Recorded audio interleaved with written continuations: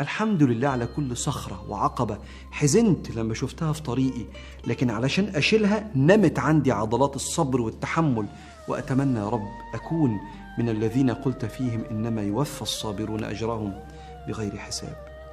الحمد لله على كل حفرة ومأزق سقطت فيه فبكيت، فأنت يا رب رحمت دمعتي وألهمتني بأفكار وحلول أنضجت فكري ووسعت مداركي عشان أخرج من الحفرة دي والمأزق ده. دايما وابدا نقول الحمد لله، الحمد لله على كل شيء يا بنات، الحمد لله على الحلوه والحمد لله على الوحشه، الحمد لله على كل حاجه بيجيبها ربنا. دايما ربنا ما بيجيبش غير الخير، بس دايما احنا اللي بنبقى مستعجلين. ودايما حتى لو الحاجه وحشه جات لنا منبقاش شايفين فيها الحاجه الحلوه. انت لو بصيتي في اي حاجه في حياتك هتلاقي فيها حاجات جميله جدا ربنا ناعم عليكي بيها، بس انت يعني مش واخدة بالك منها. أول ما نبدأ الكلام نقول اللهم صل وسلم وزد وبارك على حبيبي وشفيع رسول الله. اللهم إني أبرأ من حولي وقوتي وألجأ إلى حولك وقوتك يا ذا القوة المتين. النهاردة فيديو جديد وروتين جديد إن شاء الله بإذن الله بإذن الله هيعجبك، بعيد عن اللحمة بقى واللحوم والكلام ده كله بنات. التصوير الفيديو ده إن شاء الله بإذن الله هيعجبك. لو عجبك حبيبتي حطي لي اللايك قبل ما تخرجي من الفيديو، ولو خدت لك إن شاء الله بإذن الله جولة في القناة وعجبتك اوعي تنسي الاشتراك وضغط على كلمة الكل عشان يوصلك مني كل إشعار فيديو أنا بنزله. طبعا حبيبات قلبي بقى اللي منوريني واللي مشرفيني واللي لسه داخلين القناة جديدة، شرفتوني ونورتوني وكترتوني وأسعدتوني بجد بوجودكم معايا وكل تعليقاتكم الجميلة وكلامكم بجد بجد يا بنات. اللي انتوا بتكتبوه حاجة، بصوا ربنا يكبر خاطركم إن شاء الله بإذن الله. النهاردة بقى يوم، يعني يوم من أيام بقى، بعيد عن التنظيف، بعيد بقى عن الغسيل، بعيد عن روقان البيت والكلام ده كله اللي احنا مش بنبطلوه، يعني العمل اليومي اللي احنا بنأديه كل يوم. فقلت النهاردة ان شاء الله بإذن الله هنعمل للولاد غدا خفيف وغدا بسيط وغدا اقتصادي في نفس الوقت، جنب بقى ما نغسل مواعين، جنب ما ندردش معاكم كلمتين ان شاء الله بإذن الله. لأن الشغل مش بيخلص يا بنات، مش بيخلص. يعني الروتين اللي انت بتعمليه كل يوم هو هو. قلت هنسلق لهم النهارده مكرونه، طبعا هما بيحبوا المكرونه جدا، وده الاكل البسيط اللي انا بنعمله اثناء يعني باباهم ما بيبقى مش موجود في البيت. بنستسهل بقى وبنعمل لهم الحاجه اللي هما بيحبوها، وفي نفس الوقت الحاجه اللي مش بتكلفني ولا بتاخد مني لا وقت ولا مجهود. ديت يا بنات كانت دبابيس في الفراخ، او دبابيس الفراخ اللي انا كنت عاملاها معاكم. فسلقتها لهم كده وقلت اللي انا اعمل لهم بقى كنتاكي، ايه كنتاكي الغلابه زي ما بيقولوا، بعيد بقى عن فيجيتار والكلام كله اللي احنا بنحطه فيه.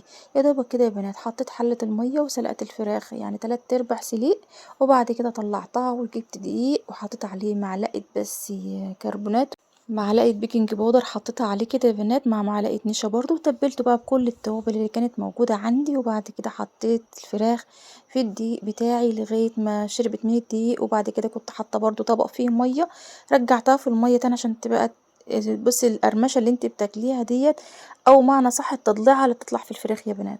وبعد كده رجعتها للدقيق تاني وحطيت طاسة كده فيها زيت لغاية الزيت ما سخن. اول ما حطيت فيها الفراخ هديت بقى الزيت خالص، او هديت النار خالص على الزيت عشان خاطر تديني بقى اللون الجميل الاصفر ده، وتديني في نفس الوقت القرمشة برضو اللي انا محتاجاها واللي انا عايزاها. والله يا بنات انا اول مرة نجربها عشان ما بقاش كذابة عليكم. انا كنت بنجرب بالفيجيتار والكلام ده كله، في الوقت ده ما كانش فيه فيجيتار. فانا قلت اللي انا هنعملها كده ان شاء الله باذن الله نظام سناكس كده جميل، والله طلعت روعه ونفس الطعم اللي انا بناكله في الفيجيتار، مفيش اختلاف. قطعت بس كده بطاطستين جنبيهم، قلت بقى نعمل لهم وجبه جميله كده، طبق فيه مخلل ان شاء الله باذن الله. وده كان غدانا النهارده، وباذن الله باذن الله لو جربتها هيعجبك جدا جدا. وبصي مش من غير تكلفه، من غير، انا بنحاول نعمل حاجه يا بنات تكون اقتصاديه في البيت، وفي نفس الوقت ما تكونش تكلفني، وفي نفس الوقت ما نوقفش على حاجه، يعني مش عشان خاطر ما عنديش آه صنف او نوع من اللي انا عايزاه نعمله في الاكل النهارده اللي انا هنوقف كل الوصفه بتاعتي عشان خاطر كده. لا انا بصراحه الحمد لله الحمد لله الحته ديت، يعني لما تقفي في المطبخ بتاعك كده حاولي تستبدلي اي حاجه باي حاجه، مش لازما الحاجه تاخدها الوصفه زي ما قلت لك، اذا كنت تاخدتها من الفيس، اذا كنت تاخدتها من اي مكان مهما كانت، لان احنا كلنا متعلمين من بعض. انا كايمان ممكن نشوف اي وصفه بتعجبني وناخد منها فكره وناخد منها معلومه، في نفس الوقت بيبقاش عندي كل المكونات موجوده في البيت، فانا بنبقى في مطبخي بذكاء الواحده كده، الست المصريه والست العربيه كده تعرف بقى تبدل الحاجه دي بالحاجه دي، ان شاء الله باذن الله بيطلع نفسي برضو النتيجة ونفس الطعم ان شاء الله باذن الله.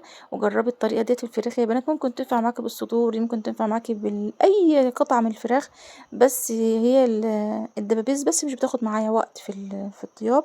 اما بقى لو الصدور قطعيها كده الاجزاء ان شاء الله باذن الله وهتعجبك جدا جدا، واولادك برضو هتعجبهم. ونفس برضو يا بنات حاجات كده ايه تغيير بقى اكل مطاعم، تغيير حاجه ممكن انت لو طلعت دلوقتي كلتي وجبه زي ديت من بره هتكلفك مبلغ وقدره. فلا احنا ليه يعني، احنا كلنا ان شاء الله باذن الله واقفين في مطبخنا كده، مش واقفين نعملوا اكل وخلاص، لا احنا واقفين يا بنات بجد. يعني اللي بتحب المطبخ بتحب تبدع فيه وتحب تفنن فيه وتحب تطلع احلى ما عندها. فان شاء الله باذن الله باذن الله نحتسب كل عملنا ده يا بنات عند الله خير. طبعا انا بسجل لكم دلوقتي الفيديو الساعه 5 بالظبط، صوت بقى الفراخ وصوت العصافير وصوت الطيور بره بص الصوت الجميل يا بنات، يعني سبحان الله. يعني بعد صلاة الفجر ديت بتحسي بروحانيات وتحسي بطعم الجو او بريحة الجو يختلف طول اليوم. الساعة ديت عندي حاجة بصي لا تقدر بمال. ممكن ساعات بنبقى قايمة طبعا من كتر الإجهاد وكتر الشغل وكتر طول اليوم، على حسب بقى اليوم قبل ما ننام كنت بنعمل فيه ايه. يعني في وانا بمنتج لكم الفيديو ده بصراحة اليوم كان عندي مضغوط جدا، غسيل وكنت بقى شايلة فرشة الشقة وبنسيخ ونمسح والكلام ده كله، فطول النهار واقفة على رجلي بقى. فجيت حتى نمت يا دوبك صحيت على صلاة الفجر بالعافية. فقلت لا نصلي الفجر ونخش ننام. فانا لو دخلت ننام طبعا انتوا متعودين مني على كده، يعني خلاص حفظتوا اللي انا بقوله. لو خشيت ننام دلوقتي هنصحى بقى على صوت الولاد، فطار اكل شرب، ده عايز ياخد التليفون مني وده عاوز يمسك التليفون مني والكلام ده كله. فعشان خاطر ما نزعلهمش قلت ان شاء الله باذن الله هنجزف كده مع نفسي ونمنتج لاحبات الفيديو. طبعا انا متاخر في الفترات ديت على تنزيل الفيديوهات، حاجة اعتدت عليها، فاهمة قصدي ازاي يا بنات. فادعولي والله العظيم يعني ربنا يبعد عني الكسل ده، لان انا مش مبسوطة بكده.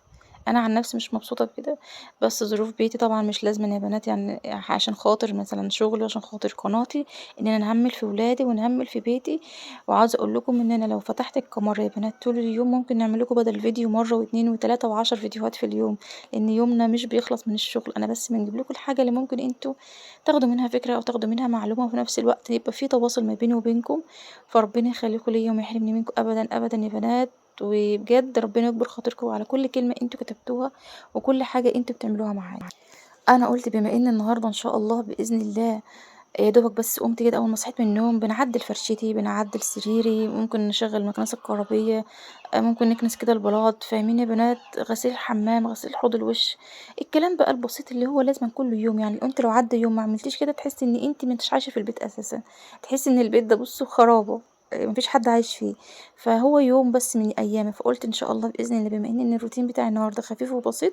كل الحكايه بقى اللي بصوا المواعين كانت عندي كتير بصراحة، عشان كنت عندي قبلها بيوم كنت عاملة عزومة بمعنى أصح لولادي، مش هقول لكم بقى من حد بره. زي ما قلت لك خصصي يوم واحد كده في الأسبوع اللي انت ممكن تعملي فيه عزومة كده لولادك ولبيتك وتفرحي بيه نفسك وتفرحي برضو ولادك، وتعملي حاجة تكون مميزة وحاجة تكون غير كل يوم اللي انت بتعمليها. يعني ممكن انت تعدي باقي الأيام بقى بحاجات بسيطة بحاجات سهلة بحاجات مش مكلفة، بس خصصي كده يوم بجد بجد بتفرق جدا يا بنات في نفسيتك انت ذات نفسك، وبتفرق برضو في نفسية ولادك. يعني الحمد لله. عايزة تكتري بقى نسبة الأكل ماشي مفيش مشكلة، عايزة تعملي حاجة على قد برضو مفيش مشكلة، بس المهم اللي انت تخصصي فعلا يوم اللي انت ان شاء الله بإذن الله تبقى عاملة فيه يعني حاجة تكون مميزة غير باقي الأيام. خلصت بقى الغدا بتاعهم ودخلت ان شاء الله بإذن الله، قلت بقى نحط الاسبونشة بتاعتي وندعك المواعين بتاعتي ونغسلها كده ان شاء الله باذن الله عشان نروق مطبخي. عشان انتوا عارفين يا بنات يعني كل ست بيترك المطبخ بتاعها متروق ونضف وراق، والمواعين بالذات ان غسلت من الحوض كل الدنيا بتبقى رايقه جنب منك. فانا اول ما صحيت من النوم خلصت كل حاجة ورايا، لان طبعا المية بوجود المية بجد يعني متعبة اليومين دولت خالص. يمكن هي بدأ لسه تتحرك معانا شوية من بعد العيد، انتوا عارفين ضغط العيد بقى وكلنا كنا ستات بيوت تنظيفات ومش عارفين ايه. فالمية كانت مستحيل انها تطلع غير الساعة 2 بالليل الساعة 3 بالليل، يعني ما كنتش غسلت مواعيني من بعد الفجر ما بنعرفش نغسلهم، يبقى اعدي طول اليوم بقى اللي انا مكركبة والكلام ده كله. فاحيانا يا بنات زي اي ست بيت بتبقي كسلانة بطلانة تعبانة مش قادرة تقومي على المية، ما تيجي يبقى خلاص هنكتي النوم جه، خلاص بتبقيش قادرة بقى تخشي مطبخك، فبصراحة بتبقى سيئة جدا تاني يوم. فقلت الحمد لله الحمد لله انا روقت الشقة وكده على المية ما جت بقى، وغديت الولاد عملت الاكل جنبي مني كده، دخلت بقى بصوا زي الرهوان، قلت الحمد لله اللي انت جيتي بالسلامة. يعني خلينا نفض كل الليلة اللي جنبي مني ديت، وان شاء الله بإذن الله بإذن الله ما خدتش مني وقت خالص. والنهاردة الفيديو بسيط والفيديو خفيف، كل اللي انا بس يا بنات يعني هدف الفيديو النهاردة، انا مش بنقدم فيديو خلاص يا حبيباتي، هدف الفيديو النهاردة زي ما قلت لك لو انت شفت اي وصفة في النت، في الفيس، في أي موقع من مواقع التواصل يا بنات. حاولي وأنتِ واقفة في مطبخِك مش لازمًا تكوني نفس المكونات اللي أنتِ شُفتيها في الفيديو عشان توقّفي الوصفة، حاولي تجددي أنتِ من نفسِك، حاولي تخلّيكِ أنتِ اقتصادية في بيتِك، اقتصادية في مطبخِك، والله العظيم يا بنات بتفرق أنتِ جدًا، جدًا معاكِ في حياتِك وبرضه مع جوزِك، بتحسّسي إن أنتِ بتقدّمي له حاجات مختلفة كل يوم وفي نفس الوقت مش مكلّفاه حاجة، يعني مش لازمًا بقى لأ تكتبي لاست قد كده وتنزلي السوبر ماركت أو تخلّيه وهو نازل تقولي له هات لي كذا وهات لي كذا عشان خاطر نعمل كذا. هيقول لِك أنا أصلًا مش عايز، يعني اعملي الموجود، اعملي الحاجة اللي عندِك. ما في رجالة بتقول كده، وفي رجالة خلاص بتاخد الحاجة وتروح تجيبها، فليه؟ أنا كإيمان ممكن في وصفات بنقضّيها يا بنات وسبحان الله والله بتطلع طعمها جميل جدًا، وبتطلع اللي أنا خدت منها معلومة كويسة، بس زي ما قُلت لِك بس وأنتِ واقفة في مطبخِك خُشي كده فنّني مع نفسِك وركّزي مع نفسِك وطلّعي ابدعي، ابدعي فاهمة؟ إحنا كستات يا بنات والله العظيم لو شغّلنا دماغنا، دماغنا بسم الله ما شاء الله يعني أنا مش بنمدح كشخص ست لأ، أنا فعلًا، فعلًا يعني بيحصل كده، إحنا لو في دماغنا حاجة وحطينا دماغنا فيها بنركّز فيها بنوصل لها.